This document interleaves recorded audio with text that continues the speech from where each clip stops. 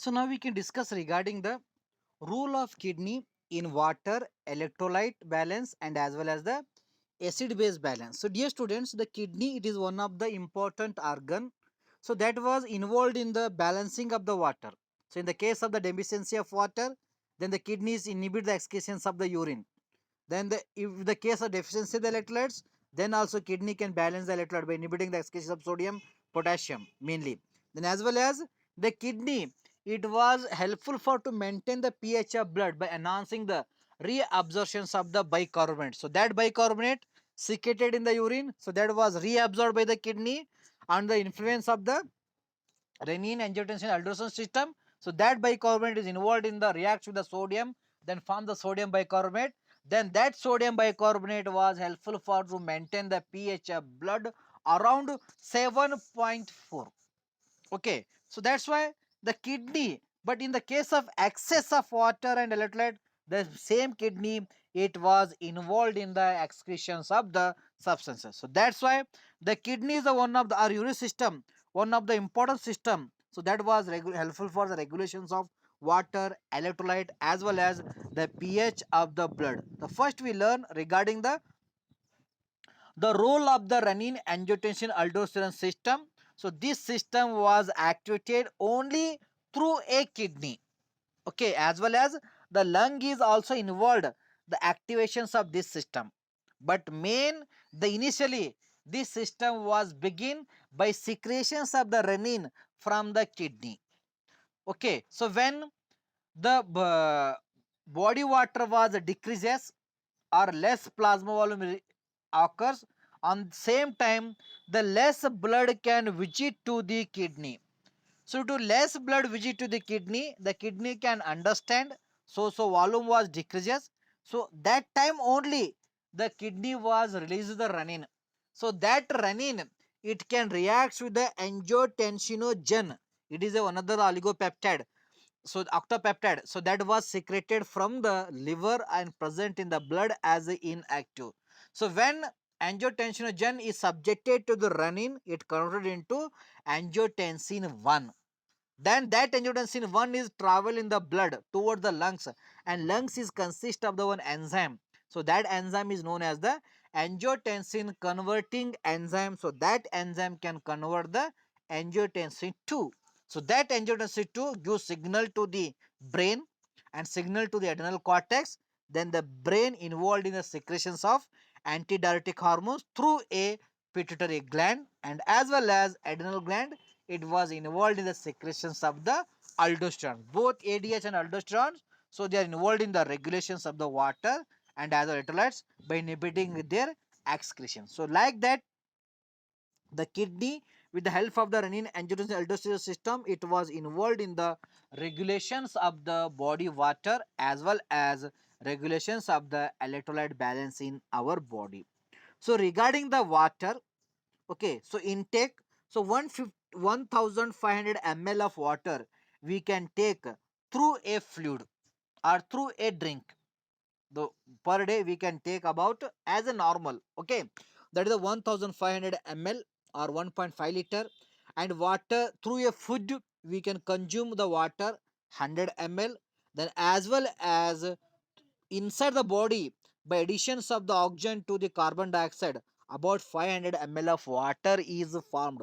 So like that, total daily intake of water is 3100 ml or 3.1 liter. Regarding the output through kidney, once again 1500 ml was excreted, that is 1.5 liter. And through the lungs, through the breath, 500 ml of water can be excreted. Through the skin, there is a 900 ml was what of body water can excreted. Through the feces, that is the only 200 ml of water can be excreted through the feces in the mornings. Okay, when you are going for the mornings. Okay, so like that, total, so that was known as the 1000 3100 ml or 3.1 liters. This is the balance between the intake of water and intake of the output of the water. If any abnormalities, so then the person was suffering from the two conditions. Okay, so first condition, so when the intake is more than the output, so that condition is known as the hydration. Okay, this condition is known as the hydration. If the hydration is increases, automatically the blood volume is increases, so that was responsible for to cause of the hypertension or to create the problem on the organs. If intake is less as compared to the output, okay, intake is less as compared to the output, that is also cause the one condition, so that condition is known as the dehydration.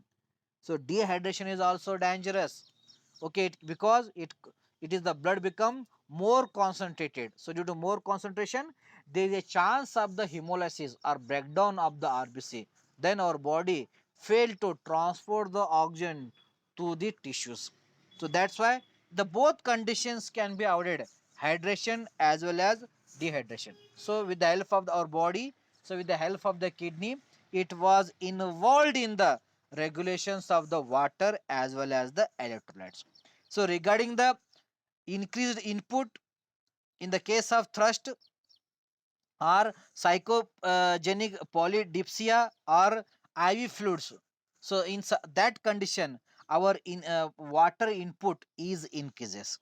And regarding the outputs, that was increases in the case of the fistula or drains, that is a problem related to GIT, then diarrhea or vomiting, then also causes the loss of water, then causes the dehydration, skin loses more water during the pyrexia or during the high fever, diuresis, then bleeding, and the third is space losses of water through the feces or skin, lungs, then also the output can be increases. So that was responsible to cause of the dehydration. But increase input in case of thrust, psychogenic polydipsia, I fluid, that can cause the more hydrations. And reason for decreased input, the insufficient oral intake, that is the normal metabolic rate, the NBM, and as well as dysphagia. On that time, we are failed to take the waters. And decreased output in the case of the acute renal failure and chronic renal failure. On that time, the urine output can be decreases, so that was responsible for to cause of the hypertensions or hydrations. And regarding the electrolytes, so an average electrolyte loss is, that is the sodium. So first we can discuss regarding, that is the 1 to 2 mole per kg per day, potassium 1 mmol per kg per day. And the save daily requirement, if the person having the 70 kg, that is the sodium 70 to 140 ml per mole body required for regulation of various function, and potassium 70 mmol per day the body can require. If any varies, so then we are suffering from the various disorders. If the sodium is less means, so the all the motor activities, walking, reading, skilling, thinking, memory power, all are loses. If the potassium is less means, the muscles are fail to relax the recover. If they are not relaxed means they are present in the contractions. So that was balanced by the kidneys with the help of the renin, angiotensin, aldosterone system. So regarding the reason for electoral imbalance, that is the sickness, that is symptoms like vomiting, diarrhea, sweating, high fever, they can cause the loss of electrolytes, as well as poor diet, they having the less electrolytes, then malabsorptions due to intestinal or digestive issues, any problem in the intestine and digestive tract, so then the electrolyte cannot be absorbed from the food, so that can cause electrolyte imbalance. Then hormonal imbalance or endocrine disorder, that was also responsible to cause the electrolyte imbalance. Then certain medication they are used for treatment of cancer, heart disease, hormonal disorder, they are also responsible to cause of the electrolyte imbalance. And antibiotics or counter the drugs like diuretics and medications, corticosteroid drugs, they are also cause the electrolyte imbalance. Kidney damage, kidney disease or damage, these are also responsible for imbalance. And also the chemotherapy or drugs used for treatment of the low blood calcium, those are also responsible to cause of the electrolyte imbalance. So these are various reasons, so they are responsible for to cause of the electrolyte imbalances. So now we can discuss regarding the regulations of the water along with electrolytes by a kidney with the help of the renin, angiotensin, aldosterone system. So dear students, so as the blood volume decreases, the serum osmolality is increases or increases the thrust and water intake. So to decrease the blood volume, So arterial blood pressure is also decreases because of the blood volume is decreases. As the blood volume decreases, the pressure on the blood vessel is also decreases. So due to that, the arterial blood pressure was decreases. So that was detected by the baroreceptors. So they are present in the arc of aorta or internal carotid artery. So these are the biosensor. So their major role is to detect the changes in the blood pressure. So as the blood pressure decreases due to low salts, low electrolytes and low water in the blood, so then it can stimulate the baroreceptor, and baroreceptors send information to the cerebral cortex. Then cerebral cortex activated, read the message and integrate the message and send answer to the hypothalamus. Then hypothalamus activate the ANS and ANS activate the sympathetic nervous system. That's why the sympathetic discharge, so that was increases. Then as the sympathetic discharge increases, the renal perfusion is decreases. So as the renal perfusion is decreases, automatically the increases the renin. Okay, so that release the renin reacts with the angiotensin. It can form the angiotensin 1, further it can form the angiotensin 2. So that angiotensin 2, it can give signal to the adrenal cortex. Then aldosterone secretion is increases. So that aldosterone acts on the kidney and inhibit the excretions of water and as well as the sodium and increases the blood pressure. So as the excretion decreases, automatically the circulating, so there is the water and sodium and loss of potassium that was increases in the circulations. Okay, so then also the brain, when the blood volume decreases, osmosis increases or thrust and water increases, it can stimulate the release of ADH into the bloodstream from the posterior pituitary gland. So that released ADH, it can act on the kidney, especially proximal tubule or lobe funnel or collecting tubule. So where, so they are enhance the reabsorptions of the water by the kidney and decrease the excretions of the urine. So due to that, automatically the circulating water and sodium can be increases and as well as the blood pressure is increases. So as the blood volume increases and serum osmosis decreases, automatically the ADS production can be stopped. So like that, so our cerebral cortex, so with the help of the renin angiotensin system, so it was involved in the regulations of the water as well as the regulations of the electrolyte. So now we can discuss regarding the role of the kidney in the acid base balance. So the maintenance of pH of the blood is most important because, so as the pH is fall down in the lower values, so that was known as the acidic pH. So due to more fall down, that caused a condition, so that condition was known as a, that is the respiratory acidosis.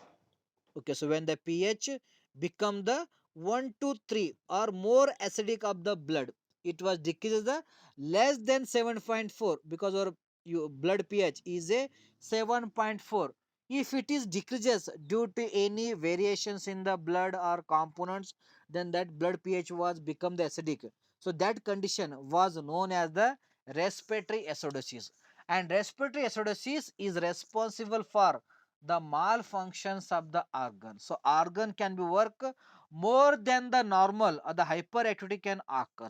And as well as the acidosis of the blood was responsible for to cause of the breakdown of the RBC. If the RBCs are more breakdown in the blood, so that condition was known as the hemolysis.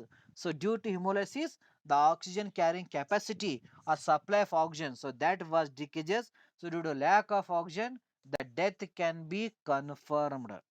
Okay, so as the pH is more than 7.4, so that condition is known as the respiratory alkalosis. That is the pH of our blood become the basic. So basic pH is also harmful because, so as the pH increases, as the pH of the organ become alkaline, so then the organ can start to necrosis or start to fail. So that necrosis should be the irreversible. Day by day, some part of organ was fail. Then as the same is going on, if you not reverse the respiratory alkalosis, definitely one day the organ is fail or the organ is die. So that's why the both condition, respiratory acidosis and respiratory alkalosis, so these are the harmful. And compared to respiratory alkalosis and respiratory acidosis, the respiratory acidosis is the more dangerous because it causes the hemolysis, it decreases the transports of the oxygen, so that was more toxic to our body. So that's why, so here the kidney, once again, it was involved in the to maintain the pH of the blood through the regulations of the sodium bicarbonate or bicarbonate. Now we can discuss regarding the how the kidney that was involved in the regulation or maintain of the acid base balance. So here the acid base balance, that the food, so that it can absorb on digestion, it can produces the more protein, carbohydrates and fats. So then, so these are cells are produces the hydrogen ion and as well as the carbon dioxide. So these hydrogen ion can be excreted by exchange with the bicarbonate or the water through a water. Okay, so that was carbon dioxide can be exchanges. So like that, the acid base balance was occurs in our body in detail we can discuss here. So that is the role of the kidney in acid base balance. The kidney can help to maintain the acid base balance by three phenomena. One is the excrete the hydrogen ion into the urine, that is secretions of the hydrogen ion. So because hydrogen ion, it was if it is excessively that is accumulated in our blood, mean it was responsible to cause of the acidosis. Okay, but our kidney that can avoid the acidosis by enhancing the excretions of the hydrogen ion, then it was helpful for to maintain the pH of blood. And as well as the kidney can enhance the reabsorptions of bicarbonate from the urine. That phenomena is also helpful for acid base balance. And also the kidney was involved in the productions of the new bicarbonate atoms. So that bicarbonate can react with the sodium, it was formed the sodium bicarbonate. And sodium bicarbonate, it was helpful for to maintain the pH of blood around 7.4. The first phenomena, that is the kidney, it was involved in the excretions of the hydrogen ions.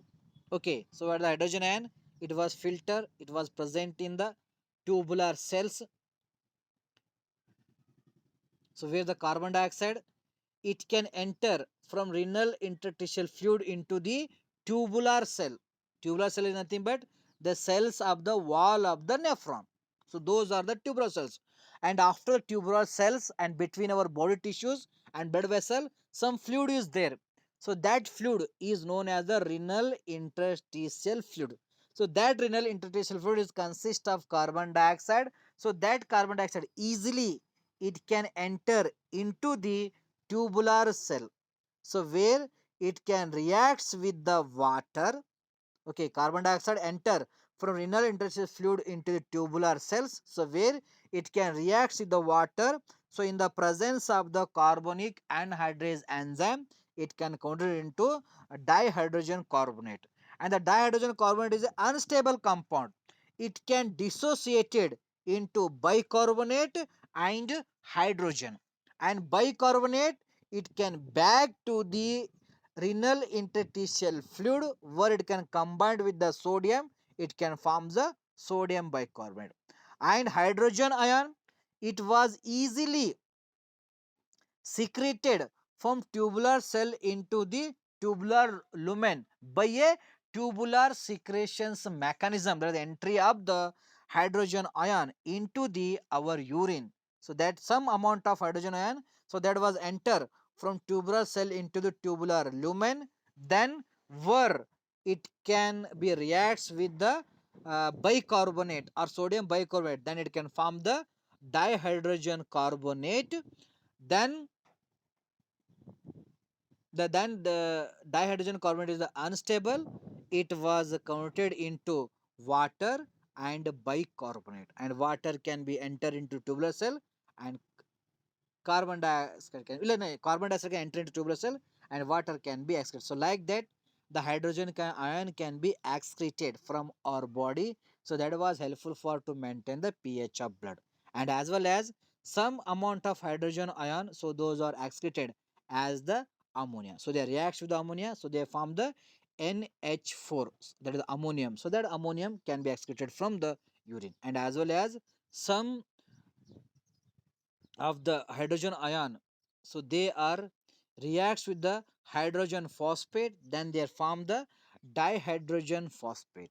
So then the dihydrogen phosphate, so that was excreted along with the water. So like that, so excess of hydrogen ion, so they are excreted from the body through urine by directly secretion of H ion, or through a reacts with the ammonia or hydrogen phosphate. So like that, they decrease the hydrogen ion by kidney, then that was helpful for to maintain the pH of the blood.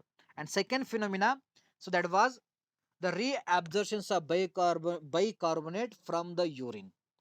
Okay, so there is a phenomena is, so like that, so in the once again the lumens of the proximal tubule, so where the bicarbonate is secreted and as well as the hydrogen ion can be filtered out or secreted. So they are both reacts together to form the that is dihydrogen carbonate. It is unstable.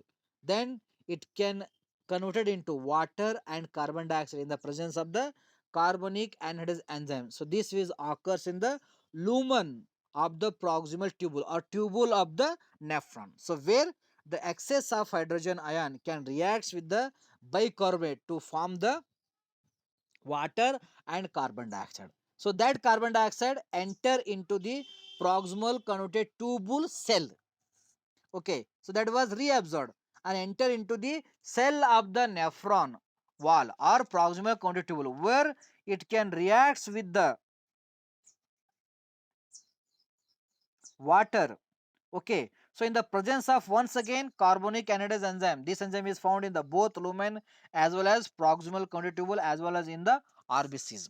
So where it can react with the water to form the dihydrogen carbonate, and the dihydrogen carbonate once again it is unstable, then it can convert into what, that is a hydrogen ion and as well as the bicarbonate.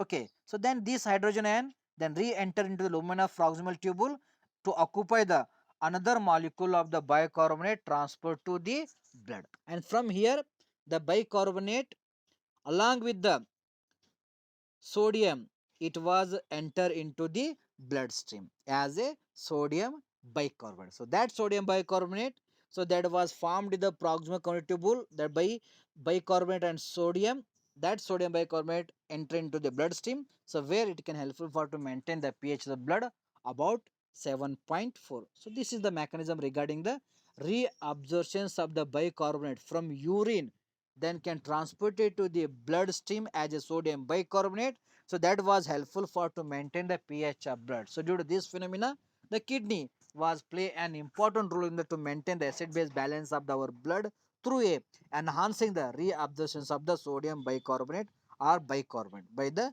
so this following phenomena. So next one, the kidney is also involved in the formations of the new bicarbonate. So this is the reaction it can show. The first, that is the secretions of the hydrogen ion from proximal tubule cell into the filtrations or lumens. So where, so that hydrogen ion can reacts with the bicarbonate to forms the dihydrogen carbonate that was unstable. Once again it can form the carbon dioxide and water, and carbon dioxide re-diffuse into the cell or re-enter into the cell of the tubules. So where it can reacts with the water, it can forms the dihydrogen carbonate, then that was unstable, that can form the hydrogen ion and bicarbonate. Then the hydrogen ion then secretes again and back into the filtrations or final urine. Then bicarbonate, so that was formed, that was reabsorbed into the interstitial fluid. So where the glutamate is metabolized into ammonia and as well as the bicarbonate, then it can secrete the ammonia and as well as that was excreted.